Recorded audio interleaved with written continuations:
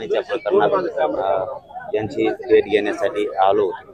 तिथे खूप घटना अमानुषपणे मारहाण करून पोलिसांकडून त्यांचा जीव घेण्यात आला असं कुटुंबाचं म्हणणं आहे। ही मात्र राज्याला शोभणारी गोष्ट नाही। जर कुटुंब सांगतंय की मारहाणीनं मृत्यू झालाय, तशा पद्धतीचे रिपोर्ट पण आहे आणि मग तसं जर असताना जर पोलिसांना मुख्यमंत्री पाठीशी घालत असतील तर ही चांगली बाब नाही। ही मुख्यमंत्र्यांसाठी या राज्यासाठी चांगली बाब नाही। जे झालं असेल, काय झालं असेल त्या विषयापेक्षा आज जर तुमचे पोलीसच लोकांना मारून टाकत असतील तर तुम्ही त्यांना पाठीशी नाही घातला पाहिजे। कुटुंबाला न्याय मिळाला पाहिजे। त्याच्या जेवढ्या मागण्या त्या सगळ्या मागण्यांना न्याय मिळाला। 15 दिवस होऊन गेलेत आता, जवळपास 15 दिवसानंतरही फक्त एका पोलीस निरीक्षकाला निलंबित केलंय आणि मदत जी जाहीर केली ती सुद्धा अत्यंत 10 लाख आणि 5 लाखांची मदत आहे। काय वाटतं, शासन न्याय देण्यासाठी असमर्थ ठरतंय?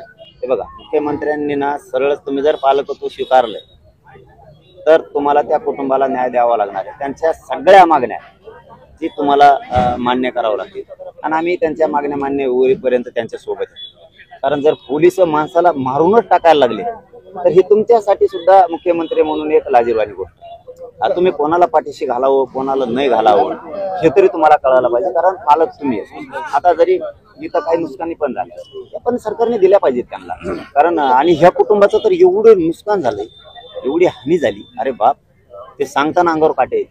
त्याला त्याच्या अंगावरचे वळ बघितले, भयंकर परिस्थिती केली। जर पोलीसच आता खून करायला लागले, राहुल गांधी येऊन गेले, शरद पवार येऊन गेले, अजित पवार सोडलं तर दुसरं सत्ताधारी कुणी आलेलं नाही की ज्यांच्याकडून न्याय मिळेल असं। एसटी लागली नसेल, वाहन नसेल लागलं त्यांना, गरीब माणसं आहेत ती, येताना यायचं गरीबाच्या घरी यायला त्यांना वेळ लागतो।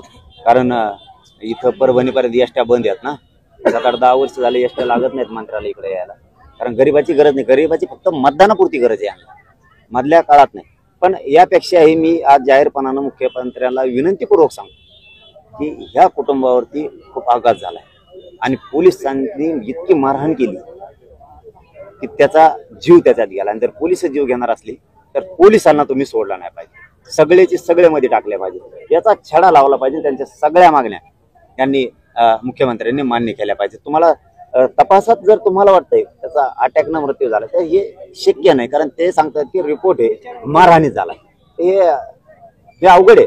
मुख्यमंत्र्यांसाठी मुख्यमंत्र्यांचे शब्द त्यांच्यासाठी घातक आहे।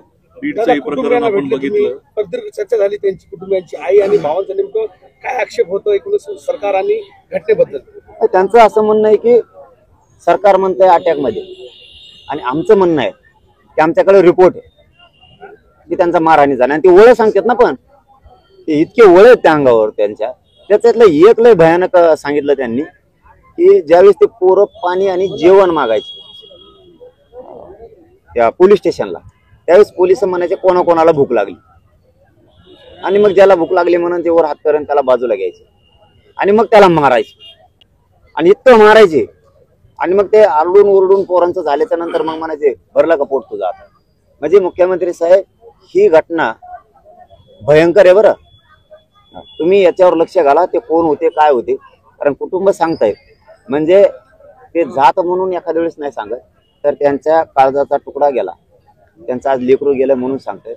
जरा ही गोष्ट गांभीर्यानं घ्या, ह्या ज्या गोष्टी घडल्यात या गोष्टीबद्दल गांभीर्यानं घ्या। तुम्ही म्हणलं शेवटपर्यंत कुटुंबियांच्या सोबत असणार आहे, मी तर गोरगरीब राज्यातल्या सगळ्या सोबतच